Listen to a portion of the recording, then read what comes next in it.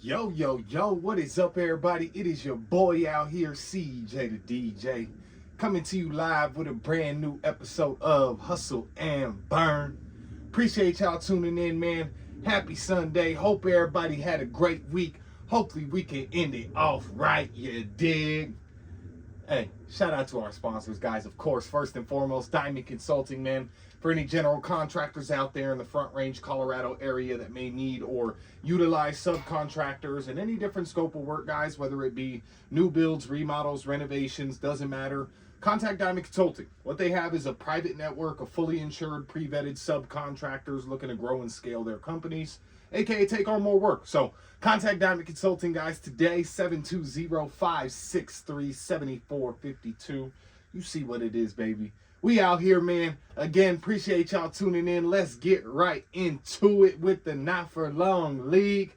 Man, Myles Garrett has requested a trade, and, honestly, this comes as no surprise, in my opinion. I mean, can you blame the guy, realistically, for requesting a trade from Cleveland? He's been in Cleveland his whole entire career, right? Like, good for Myles Garrett, man, for finally, standing up for himself and, putting himself first above the organization, above the team, above whatever you have to say about staying with one team for your legacy. The guy wants to get a chip. He understands that he is still in his prime. He is still performing at the highest level realistically, right? So it's like, yo, man, like I gotta go somewhere where I feel like I'm gonna contend. And he said he's had conversations with the team where he feels like they're just not on the same page in terms of what is next and where the team is going. So kudos to Myles Garrett, man. W to him. Shout out to him requesting a trade.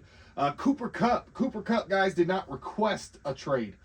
He has not been traded or released yet in any way, shape, or form. He is still under contract, but he posted a message thanking Rams fans, which is essentially hinting at the fact that he will no longer be in LA, and his time in LA is likely over. They are going to get him out of there just to save some cap space, which is very interesting, man. Cooper Kupp, I feel like they kind of, got Puka Nacua in there. He had some injuries this year, but I feel like, once they got Puka, they kind of felt like, okay, we got Puka for the next 2 to 5 years where we don't have to really re-sign him because of the way rookie deals are structured. Might as well go ahead and get rid of Cooper Kupp, essentially, since they play a very similar role and position, even though they, can be on the field together. So, I don't know, man. Very interesting by the Rams. Of course, it is just a cap space thing, but free agency, it's still very early on.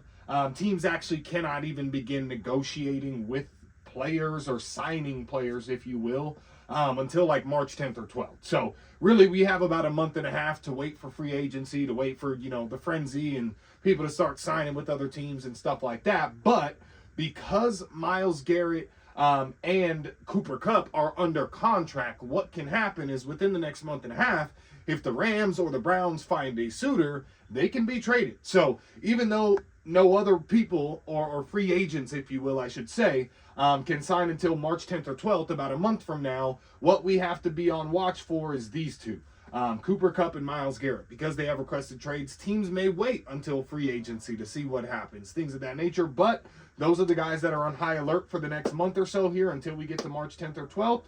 To be traded and head to new teams. Could be changing jerseys, man. So we'll see what happens. I want to really dive into this today, the Saints situation, and, Derek Carr's future, in my opinion. So I previously have mentioned to you guys on a previous pod when we were talking about, who I think is the best free agency destination if you're a head coach. And I actually said that the Saints, I said that episode, were the number 2 destination in my opinion. To want to go to and to be at and build an organization. Now, during that episode, I did misspeak, or I misspoke, I should say, when I said that they have a bunch of cap space this upcoming season.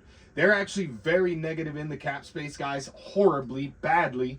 But I still stand by what I said, in that the Saints are, in my opinion, aside from the Las Vegas Raiders, the number 2 destination for a head coach. And it was coming out that a lot of teams, or a lot of coaches, I should say, didn't want to go down to New Orleans due to the cap space issues, due to the ownership issues, whatever it may be.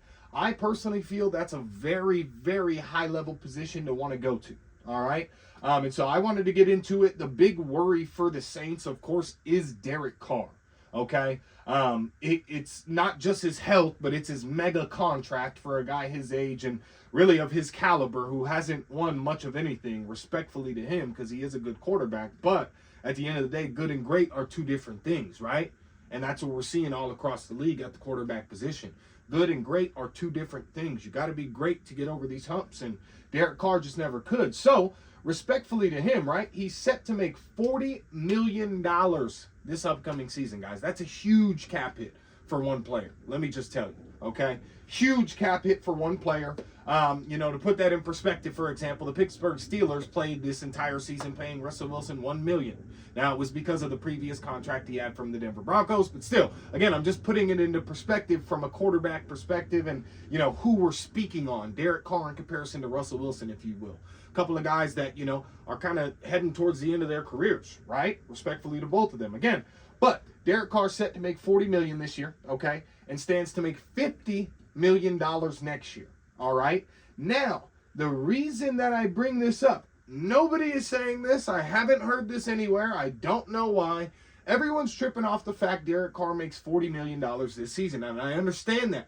But in his contract, he has a team option for the 2026 season. And so what that means, guys, with a team option, okay, the Saints can just cut Derek Carr after this upcoming season and save $50 million in cap space for 2026, okay? Are you kidding me? $50 million saving cap space for 2026. Let me give you another figure here, okay? They're projected right now if they kept Derek Carr in 2026, with Derek Carr in 2026 to have $69 million in cap room in 2026. So again, this upcoming season, 2025, after this season is a wash for the Saints, period, right? But next season, they're already projected to have $69 million in cap space, all right? So what that tells me, guys, and what that says is, look, if you cut Derek Carr on top of the $69 million, now you're over $100 million. And this season, this free agency, they have 19 players going into free agency, bro. 19 players this season going into free agency. So there are some huge decisions coming for the Saints. But overall, the bottom line is they have a bunch of cap room after this season where they're extremely negative in the cap space. So it's just like, take the down year. You move the wide receivers, Chris Olave, Michael Thomas. They should both be gone and traded right now this season before this upcoming draft, okay? Michael Thomas, he's had injuries. His value has just plummeted since he was one of the top 3, top 5 receivers in the league, right? Back in 2019, 2020. Chris Olave and him have both said they just don't like playing with Derek Carr. It's just not a good fit. So what I think is, as the Saints, you move on from both of them as soon as you possibly can, hopefully before this upcoming draft. I would try and move on from them to get draft picks to bolster this year's draft to try and build up things, right? And I'll get into that. But that's what I would do to save cap space as well, because those contracts are solid as well, right? So it's like, man. And then you go hire Kellen Moore, who's rumored to be the head coach of the Saints at this point once he gets done with the Super Bowl and everything like that, okay? He has been, in my opinion, guys, let me just tell you, for those that don't know about Kellen Moore, he has been the top offensive coordinator in the NFL for the last 5 seasons straight, period, hands down. When he was with Thou Who Shall Not Be Named, that team that shall not be named anymore on this podcast, when he was with them, okay, he had them go 12-5 in his final 3 seasons as offensive coordinator. Then he moved to Philly. He helped them go 11-6 his first season, and then this season has them at 14-3 and on the cusp of a potential Super Bowl. And on the cusp of potentially knocking off Patrick Mahomes from a 3-peat and stopping history from happening, right? Like, that's the guy that we're speaking on, bro. Kellen Moore is the guy who should have been hired by the team that we no longer mention on this podcast, rather than them sticking with Mike McCarthy. They should have fired Mike McCarthy and hired Kellen Moore as their head coach that season before they let him go and walk into Philadelphia, one of the rivals in division. Ridiculous. And now he's just trampling the league with the Philadelphia Eagles, right? I believe he could turn the Saints offense around, respectfully, okay? I think they easily win 8 to 10 games this year just because of their division, bro. The Falcons are in a weird position, man. The Panthers are getting better, but don't give me none of that, right? Then it's the Saints, and then you have it's the Saints, Panthers, Falcons, and the Buccaneers. I'm sorry, the Buccaneers. They just lost their offensive coordinator. That's another new offensive coordinator. This will be the third offensive coordinator in 3 seasons, okay? Just want to point that out. Third offensive coordinator for the Buccaneers in the last 3 seasons, because Liam Cohen only was there 1 season before he left, like we chatted about Jacksonville, right? So I think he can get 8 to 10 wins. And then you focus heavily in this draft and this free agency on bolstering up the defense. Back in 2020, the Saints went 12-4, guys, okay? Back in 2020. Now, that seems a long time ago. We're going on 4 seasons ago. That is a long time ago in terms of, an organization standpoint. But they went 12-4. They had the top defense. And fixing their defense and then building their offense next season could be a good thing, okay? And what I think, looking ahead for the Saints, realistically speaking, in respect to Derek Carr, again, I'm telling you right now, guys, I promise you, bet the house that the Saints will not re-sign Derek Carr after this year. They will cut him. I don't care what you think, okay? They will cut Derek Carr point blank period. Even if they win 10 games, they will cut Derek Carr. I promise you the Saints are not re-signing Derek Carr after this year. Bet the house on it, bro. Bet the house on it, okay? So what I'm saying is you potentially go and draft Archie Manning in the upcoming draft if you have the opportunity to. Draft Archie Manning. Cam Newton mentioned it. That team that we shall not speak on this podcast anymore should just go ahead and tank for Archie Manning, right? Because this kid is looking like the best Manning brother to ever play football. So it's like, as the Saints, if you have such a down season, this season's looking so bad, oh my God, okay, go ahead and get Arch Manning, brother. Go ahead and get Arch Manning, reset the whole thing. Cut Derek Carr, save the $50 million. You got $112 million. That puts them from last place in cap space in the league to damn near first place in the league. I believe the Patriots are first this year with around $112 million, which is around what they would be projected, the Saints, that is, if they cut Derek Carr after next season because they have the team option. So, again, guys, what I'm getting at here is that, to me, again, as I mentioned, the Saints still are the number 2 top destination to go to. There's a lot of work to be done. But if you're that coach, and I believe Kellen Moore is that coach, I am salivating to get to New Orleans, bro. To rebuild this fan base, to rebuild this team into a Super Bowl caliber team, which I'm telling you he's going to be able to do, bro. This guy, Kellen Moore is solid, bro. Pause, super pause. But I'm telling you guys, man, that's what I think of the Saints. I think they are still the top 2. I still think this season they were the number 2 choice to go to. Even though everyone said they didn't want to go to them, I don't want to hear it. I don't want to hear it, man. I do not want to hear it. Now, real quick, before we move on from the sports world, we are going to quickly just mention Luka Doncic. For those that don't know, this was bad. Of course, everyone's probably seen that he got traded from the Dallas Mavericks to the Los Angeles Lakers, okay? But what I wanted to point out in the fact of this is because of this trade, guys, he lost out on $100+ million, guys. $100+ million Luka Doncic lost out on. That's a super max contract. He could have signed. It's now off the table because there's certain requirements, okay, to be able to get a super max. Essentially, you have to be with a team a certain amount of time, play a certain amount of minutes. And so because the Dallas Mavericks traded him right now instead of, let's say, after this upcoming free agency, they saved themselves as an organization $100 million plus, man. And it's a tough situation, man, to see for a top 3 to 5 offensive player in the league like Luka, man. Like Luka. But, and with respect to the trade that happened, shout out to my boy Kev, man, my boy KJ. He's sending me 10-page messages talking about the Lakers winning the chip, man. Kev, do not make me give you the Fried Award of the Week, my guy. I've been saying this the last couple weeks. You're going to end up getting the Fried Award of the Week, my boy. I'm telling you right now, man. I am telling you. But the Fried Award of the Week this week actually, guys, goes to the entire Adelson family. And for those that don't know, the Adelson family is the new Dallas Mavericks ownership. That is an NBA team who bought the team for $3.5 billion with a B, back in December 2023.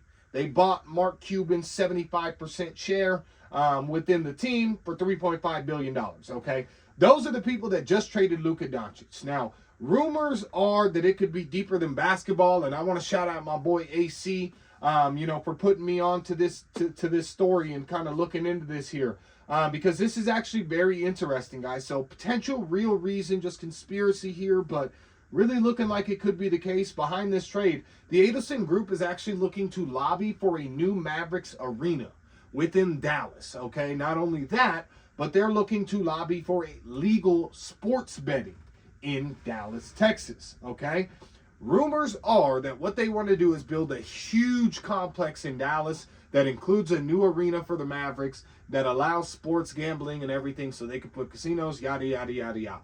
Obviously a boatload of money. Now, why I bring this up and why this is very interesting, guys, is rumors are if this fails, there's potential that they're considering moving the team completely, moving the Dallas Mavericks to somewhere that is going to allow something like that to happen. So what I think and what I see from that perspective is trading Luka means you're not serious about winning, or you just aren't focused on the Dallas Mavericks specifically, okay? They dealt a 25-year-old superstar. He's top 5 in the league, guys, whether you like it or not. He's the #1 scorer in the league, realistically speaking. And he had a finals appearance last year, and they still let him go. That, to me, says it all. If I'm going to, for my football fans who don't really get into the NBA, if I'm going to put it into perspective, it's like if the Bengals traded Joe Burrow right now, right? I don't think it would be about Joe Burrow specifically. It would express the incompetence in relation to the sport and the team, right? The organization, right? The pulse of the organization, etc. That's exactly what happened in Dallas. Luka's the pulse of the organization. Get out of here, man. We got different plans. We're looking at different things. And, for me, obviously the GM, that guy is running the show, but it obviously comes from ownership as well. Ownership gives the final approval on certain things, and they saw this and were like, heck yeah, whatever, we don't care. Adelson Group, you are fried, Adelson family. Ridiculous, man. That is just absolutely ridiculous, in my opinion, to trade Luka away like that in his, young age, 25, kid's about to be 26, man. That's crazy. That's crazy, but at the end of the day, it is what it is, man. Let's get into the weekly investment wrap for y'all. Y'all know how we do. This week, we are chatting, guys, about Palantir Technologies. This is a stock that you can purchase, guys. I want to give a shout out on this one to my boy Griff. He has been on Palantir and a couple other ones since 2020, 2021. COVID, man. Shout out to Mula, of course. I missed the play back then, but we're in now. We're winning short term, and more importantly, we're winning long term, baby. You know what it is. Likewise, my boy AC owns it at a crazy price in a specific type of account. It's a retirement account. He owns Palantir Technologies in a Roth IRA. I won't say what price, but it's a crazy price, man. Shout out to him. This stock alone in the future can make him a multi-millionaire with zero capital gains on that, man. That would be crazy. And shout out to them, guys. It's what, again, we've been saying on the pod the last couple weeks. The theme of everything that's going on, the theme of the vibe, the energy that we're on is long-term vision beats short-term gain, baby. Now, why Palantir Technologies, guys? Let's get into it just a tad, just to educate you a little bit. They're a US-based AI powerhouse, okay? And for a technical breakdown, I'm going to give you a technical breakdown here, okay? Palantir software solutions empower organizations to effectively integrate their data, decisions, and operations, facilitating informed decision-making and efficient operations, okay? Now, why I bring that up and why I say that, what I want to speak on specifically is organizations, guys, okay? Organizations. They actually, if we're going to go just small words, they provide government agencies, typically, in most cases. They provide government agencies and big tech companies with analytical insights to improve inefficiencies in the function of the company itself, okay? So, guys, I just want to say, when it comes to Palantir Technologies, again, I bring up little tidbits on things, but you guys got to go do the research.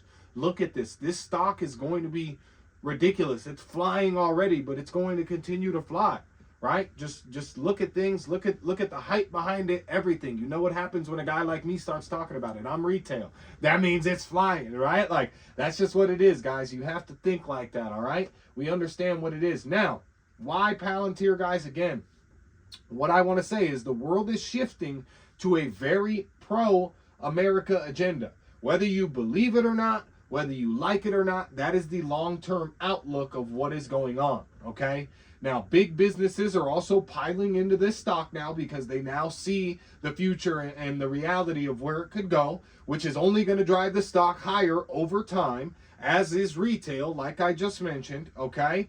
Now, tariffs will cause countries like Mexico, Canada, as well as many others to bring their work to the United States. American companies, again, are going to be the leaders within the future, guys. They will get most of the funding from the government agencies that is going to be coming in the future, because America wants America essentially to be the top people in not only the AI sector and crypto, but everywhere, realistically, okay? So, again, what you're going to begin to see is a very pro-America agenda. You're already seeing it. Canada, Mexico, they're very, okay, we'll do this at the border. We'll do this at the border. We'll calm down here. Panama is no longer, actually giving tax on things within the Panama Canal. Like, a lot of things are going on, guys. You see Japan is now going to invest like $1 trillion within the United States steel. That just came out. There's very big things going on for a very pro-America agenda, guys.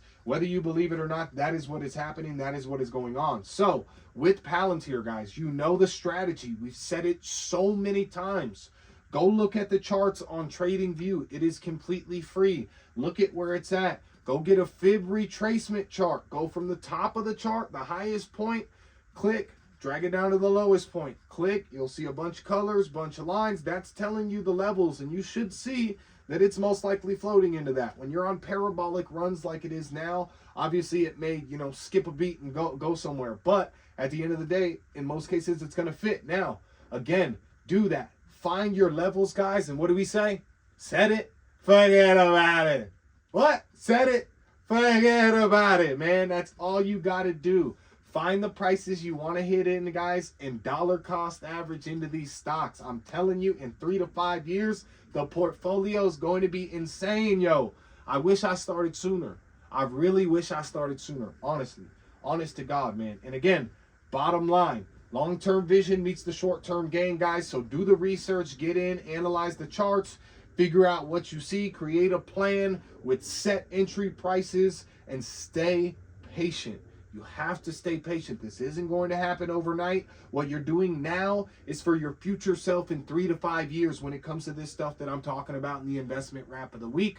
For those that are investing with me, and I hope you are, man, because I'm telling y'all right now, if you build the portfolio, it's up, bro. It's up. It's going to be the best decision you ever made. I'm all in. We all in, baby. We all in. Let's get it, guys. Now, with the investment wrap of the week, I kind of mentioned it within that, but I want to get into just kind of the big picture here with everything that's kind of going on. It's been a very, crazy time. And of course, we don't get into politics. We're not getting into politics as we chat about that.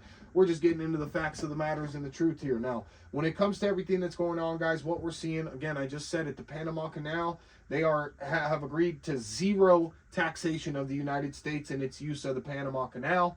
Mexico and Canada are stepping up enforcement on border security. Fentanyl, cracking down on things like that.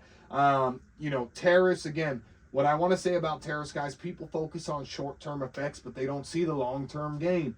And it goes just with the motto of everything we've been talking about. With inflation and the government, tariffs are going to cause inflation and we won't be able to afford anything. Number one, what's happening right now is obviously you see, guys, the government's being audited, okay, by Doge or whatever you want to call it. All these stories coming out about money going here, money going there. What's literally happening, guys, is the government agencies are being audited right now. And every single one of them, that one, fail.